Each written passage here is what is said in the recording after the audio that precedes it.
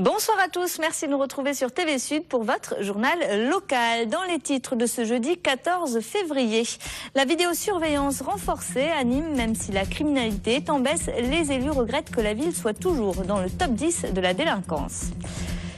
Dure retrouvaille avec les frères Karabatic pour les handballeurs montpelliérains. Hier soir, le MAHB a fait match nul à Aix-en-Provence, 27 partout. Puis poétique, romantique ou encore insolite, la rédaction a déniché pour vous les sorties et les cadeaux idéaux pour passer une Saint-Valentin inoubliable. La ville de Nîmes décide donc de renforcer son dispositif de vidéosurveillance. Plus d'une centaine de nouvelles caméras devraient être installées prochainement. Il faut dire que selon ces élus, Nîmes fait partie des villes les moins sûres de France. On est tous notamment vol à la tire, incendie et dégradation de biens, même si la délinquance générale a baissé de plus de 17% en 10 ans. Les détails, Alain Belon. En 2012, le nombre de délits est en baisse avec moins 8,98% sur la ville de Nîmes. Mais comme tout, il y a de bonnes et mauvaises nouvelles. Pour les bonnes, c'est la baisse des cambriolages, vol de voitures, vol avec violence et vol à la roulotte. Cela représente 976 victimes en moins par rapport à 2011. Cette baisse n'est pas due au hasard. On a réussi en 11 ans à faire travailler ensemble et au quotidien tous les maillons de la chaîne sécurité. C'est-à-dire à responsabiliser ceux qui, sans le savoir auparavant, avaient un certain pouvoir. Je pense par exemple aux principaux ou aux proviseurs de collèges et de lycées. Je pense aux transports en commun, je pense à l'inspection d'académie, à la préfecture. Et évidemment, la police nationale et la police municipale. Tous ces gens-là, grâce à notre conseil local de sécurité et de prévention de la délinquance, fonctionnent au quotidien. On travaille en réseau. Tous les jours, j'ai soit l'un, soit l'autre au téléphone. Dès qu'il se passe quelque chose, on essaie de réagir immédiatement. Concernant les mauvais chiffres du bilan 2012, c'est la constatation de certaines hausses, comme les vols à la tire, avec un peu plus de 23%. C'est justement ce type de petite délinquance qui est à la hausse est l'œuvre de mineurs. Et comme je le dis depuis longtemps, il n'y a toujours pas une réponse adaptée à la délinquance des mineurs. Cette politique de sécurité a débuté en 2001. En 11 ans, il a été enregistré une baisse globale de la délinquance générale. Différentes actions ont été mises en place par la mairie de Nîmes.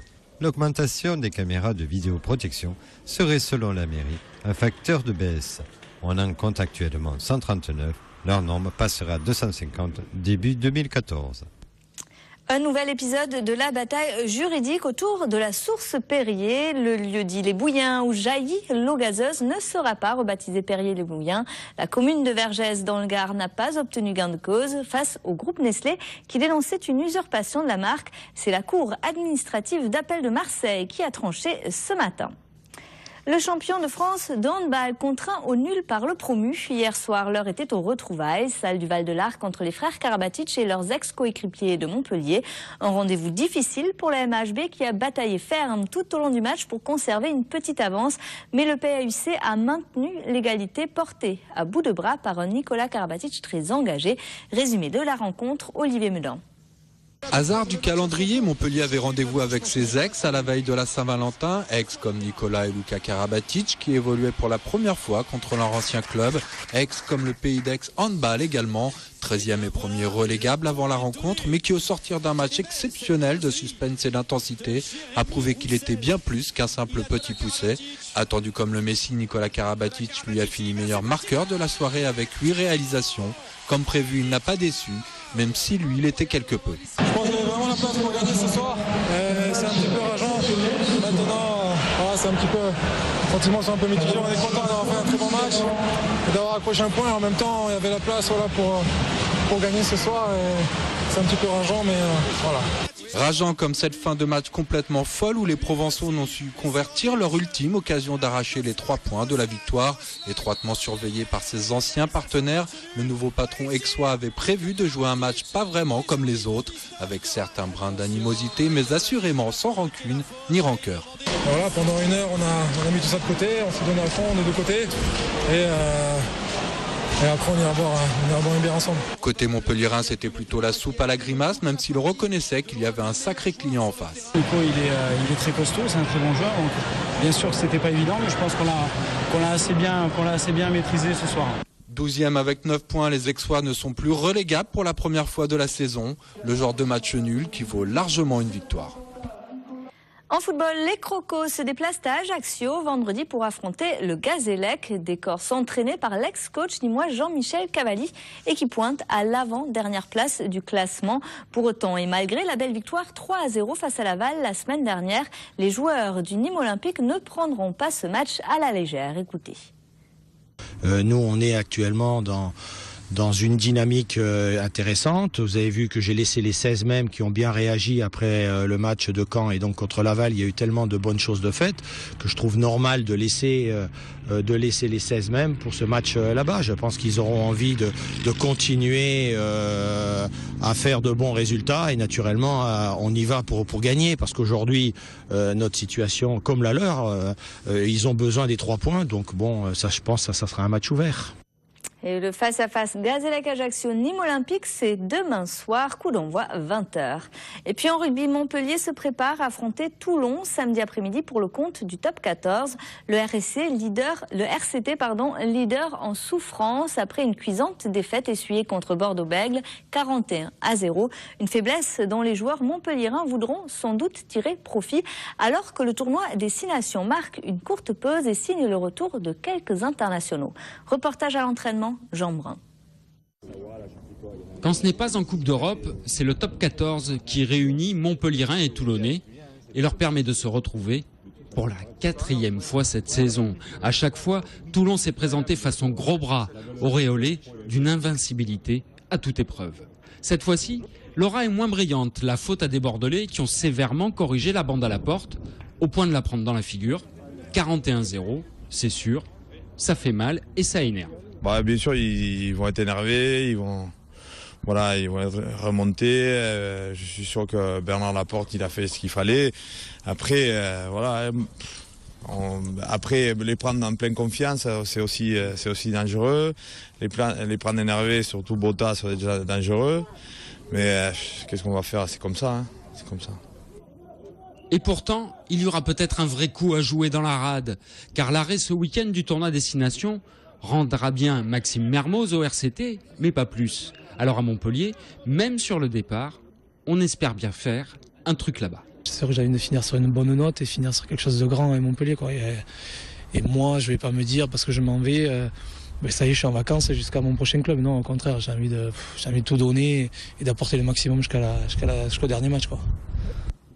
Mais l'infirmerie du MHR est encore bien pleine, notamment Fulgence Ouedraogo. Cela pousse donc le staff à l'imagination et le MHR est toujours dangereux quand on le croit affaibli. Et je vous propose à présent le résumé de l'actualité internationale. En bref et en images, c'est Le Monde en 120 secondes, préparé par Rudy Daon. Regardez.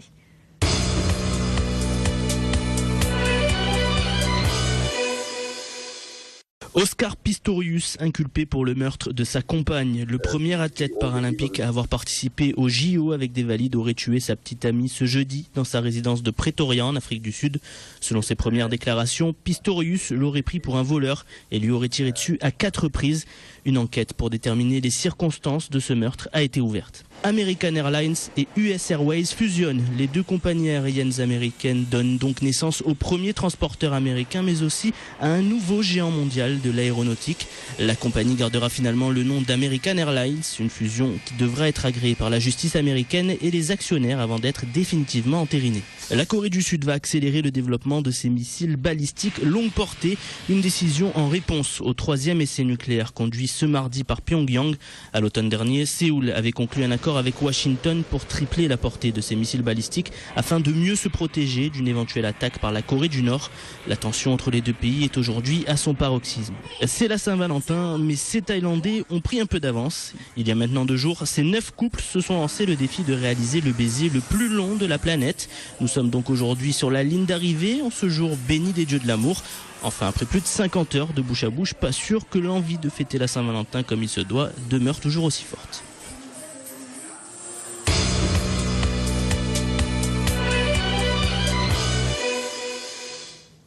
Autre initiative pour la Saint-Valentin, cette initiative internationale pour dénoncer les violences faites aux femmes, le V-Day, V comme violence, Valentin et victoire. À Montpellier, une centaine de personnes a dansé ce midi sur l'esplanade. Un flash mob destiné à susciter la prise de conscience de tous. Écoutez. C'est une lutte pour nous que d'aider les femmes à ce qu'elles aient les mêmes droits que les hommes, à ce qu'elles ne soient plus victimes, mais par contre actrices. Et du coup, le problème, c'est que ça n'évolue pas assez, la société ne change pas assez vite, donc du coup, on cherche d'autres moyens de faire valoir les droits. Tous les 2 jours et demi, une femme meurt sous les coups de son conjoint. L'autre chiffre, c'est celui de l'ONU, qui est justement mis en avant dans le cadre de cette flash mob. C'est 1 milliard de femmes qui subissent des violences au cours de leur vie. La Saint-Valentin, fête des amoureux pour les uns, véritable corvée pour d'autres. Selon une étude menée sur le net, 1/3 des hommes y voient un intérêt contre près de la moitié des femmes. Et pour cela, Olivier Michel et Charles Arrigoni ont sillonné Nîmes pour dénicher les idées cadeaux les plus originales et de sages conseils. Regardez. À l'approche du 14 février, la sempiternelle question se pose, qu'offrir pour la Saint-Valentin? Si les fleurs, bijoux et autres dîners en tête-à-tête restent des valeurs sûres, l'originalité peut être de mise. Je trouvais qu'effectivement, les positions du Kama Sutra en chocolat, c'était pas mal. Ça fonctionne pas mal, effectivement, pour des gens de tout âge. Je pensais que c'était plus pour les jeunes.